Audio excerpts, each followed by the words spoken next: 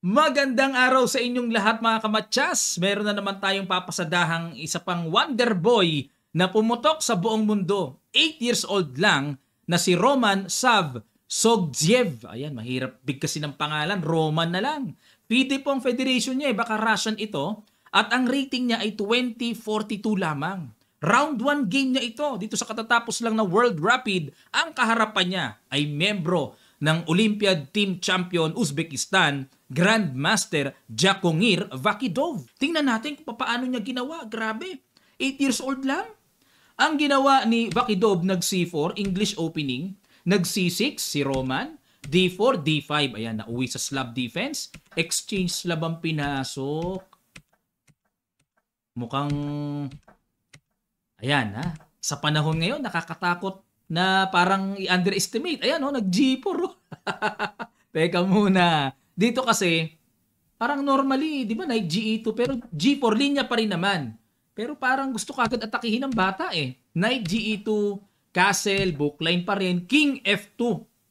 Bookline pa rin, pero parang ito yung unang pag-underestimate. Pangalawa ito Knight E8, H4, ayun, kinargahan ang bata. Knight D6 at yan po ang novelty.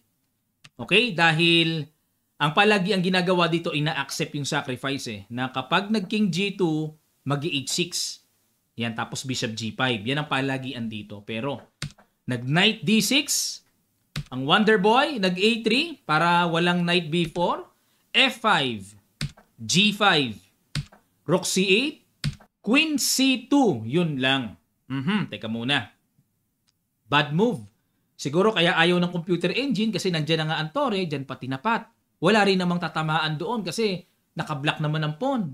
Dapat daw, ang tira ay Knight A4, tapos Rook C1, tapos Knight C5. Yun ang mga tipo dito ng computer engine. Pero, nag-Queen C2 Knight A5, ayun na, may pressure kagad. Nag-B3 para hindi makalundag ang Knight sa C4. Nag-Bishop to E8, ayun. Bad move ni Roman. Dapat daw, Knight E4 check na. Okay. Naiiwas lang dito. Kasi kung kakapturein, capture, yung bishop kulong din naman. Nakapin pa. Okay?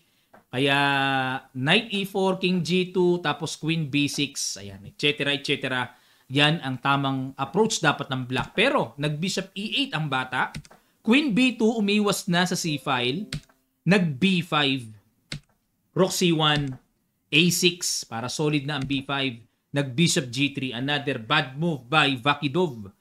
Siguro ang gusto niya mangyari, ilalagay ang Knight sa F4 para maatake ang pawn sa E6. Pero, dapat daw King G2.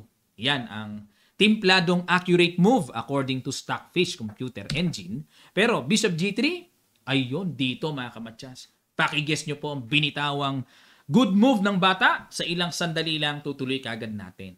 Start.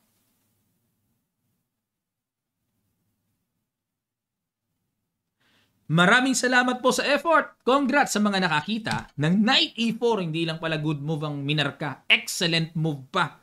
Grabe, 8 taon lang. Capture, bad move. Dapat daw King G2 lang. Parang ina-underestimate talaga. Yari kayo ngayon sa mga bata. Capture, Knight F4, threat ang pawn E6. Bishop D7, dinipensahan. Bad move. Dapat daw Bishop D6. Papakain yun? May Rook takes F3. Understood na. Okay, Bishop D7. Capture.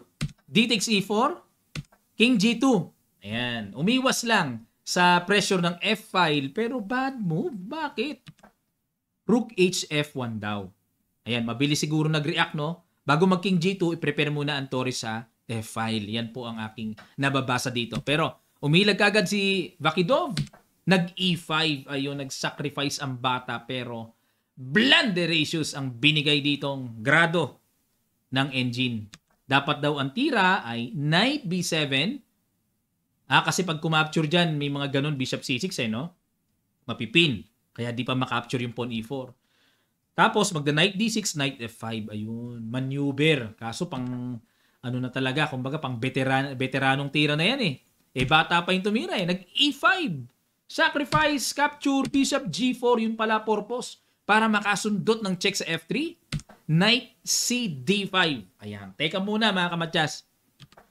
Kanina hindi makapture ang pawn sa E4 kasi may bishop C6 na mapipin. Bakit naman hindi kinapture ngayon? Ang bishop ay nandito na sa kabila. Ito po ang mangyayari. May capture, rook C1, at yung queen ang magpipin. May ganun palang trick. Iti-trick pag nag-queen B1, bishop to F5. Pag nag-king F3, knight C6. May threatening knight takes E5. O boss, mukhang babagsak ang knight sa E4. Okay? Yan ang laman, no? Kaya nag-knight C D5 na lang, queen D7, bad move na naman si Pogi. Dapat daw po ang tira ay knight C6. O, balik tayo. King H2 para wala ng check. Bishop F3, E6, tineret ng queen, queen B7, rook takes, rook C1, capture, at nag-bishop D6. So dito po kitang-kita, super winning si Grandmaster Vakidov. Queen D2, knight C6, knight F6 check. Ayun. Sacrifice pero may bawi. Kinapture. Grabe, no? Bangkay na bangkay ang posisyon ng black. Paano nanalo to? Capture, knight D5.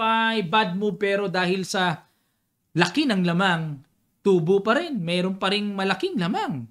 Kahit nag-bad move, dapat daw simpleng capture lang para talagang super decisive advantage. Pero nag-knight D5, queen G7, bishop F2, at dyan po nag-blunderacious si Vakidov. Bakit kaya blunderacious yan? Dapat naman daw ang tira ay simpleng capturing yan, takes and queen to F4.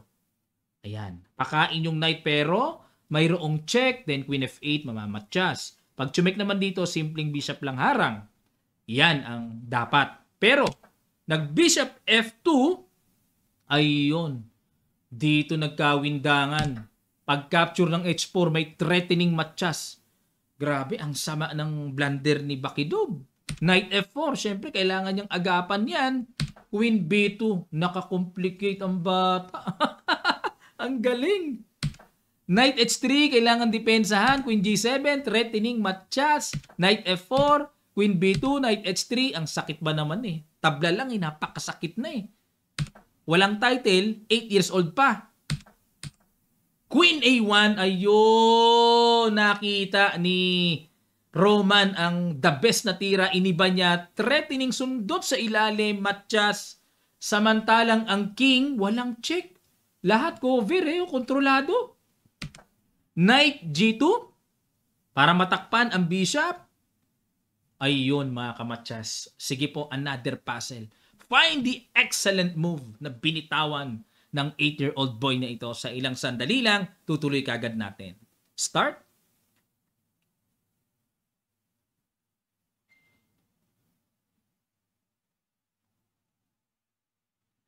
Maraming salamat. Congrats sa mga nakakita. Queen F1! Grabacious mga kamatsas. Threatening matchas. Ano ang solution? Nag-knight takes H4. Para pag chumek, tatakas nga naman. Cover pa rin ang J2 square. Pero, may kagat ng queen takes F2 check, king H3, queen F1 check, king H2, queen H1 check, check, king H3, at dito po. Kasi dito, kung dito tatakbo, may check, queenless. Diyan tumakbo. Naku, kitang-kita na. Bishop G4. Matchakaw, matchas. Ang tindi ng batang ito. Malupites. Ha? Ginulat ang buong mundo, mga kamatsas. Ito po, standing, pakita ko sa inyo. Siya ay nakakuha ng 5.5 points dahil nakakuha siya ng 182 points additional sa kanyang FIDE rating. O kung 2242 siya, plus 182, yan, compute nyo na lang ha. Basta malaki ang plus niya. Ayan o, 2 pong Grandmasters ang nadali niya eh. Isa na doon ay si Christiansen Johann Sebastian, yung laging ka-teammate ni Magnus sa Olympiad, basta Team Norway, nandyan lagi yan eh. Nadali din po sa endgame yang si Grandmaster Christian Johann Sebastian. At nakatabla kay Alex Sidrib, ang lakas. Tabla din kay GM Goisinov. Ang lakas ng batang to at pinisak ang dalawang IMs. Tabla rin kay, ayun sa huli, taga Uzbekistan. Nako, future Grandmaster tong batang ito, mga kamatsas. Baka isa pa ito sa maging youngest Grandmaster at madaig pa niya si Abhimanyu Mishra. Ano sa palagay nyo? Malaki chance, no? Hanip na bata to, 8 taon lang tumatalo na ng GMs. Amazing, tututukan natin tong batang to. At pag yan ay talagang naging matunog talaga na tunog talaga sa buong mundo, isa po yan sa iimbitahan natin. Pero pataasin muna rating niya, no? At least 2,200 kasi po sa ating round robin ng Kamatsas, at least 2,200. Huwag bababa doon kasi may kinalaman yun sa average rating para mas madaling makakuha ng norms. Ayan. Tuloy ka lang ha, Pogi. Galingan mo. Nako, grabe. Tuwan-tuwa kami sa mga batang ganyan 8 years old lang. Grabe. Nung ganyang taon ako, nanguhuli pa ako ng gagamba, tutubi, sa lagubang. Yan pa mga laro ko noon, tansan, balat ng candy. 8 taon ako, wala akong kaalam-alam sa chess. Ayan, nakaka-inspired no? Sa mga bata po natin dito sa Pilipinas. Sa mga magulang po, turuan nyo na yung mga anak nyo, 5 years old pa lang. Para kung quality ang training, ayan 8 years old lang Ilang taon kaya natututong batang to? Alamin ko po background dito. Ang tindi. Napahanga ako talaga. Ang galing-galing. Okay. So, kung kayo po ay meron pang mga gustong i-request na i-analyze natin na interesting, ipasa nyo po. Mag-comment kayo dito. At titingnan ko pag talagang nakita kong pumasa at interesting talaga, papasadahan natin. Dito, na-interest ako dito sa batang ito kasi 8 taon ba naman? Yun nga lang 8 taon, makatabla ka lang sa master. Bongga na. Yung pa kayang tumalo ka pa ng Grandmasters. Tumabla sa mga Grandmasters. 2 Super GM tinablahan nyo. Ang lupit. 2 IM tinalo. Anong klaseng training mayroon ng batang ito? Nakaka-curious, ano? Okay. Salamat po. Magkita-kita pa tayo sa mga susunod pang videos.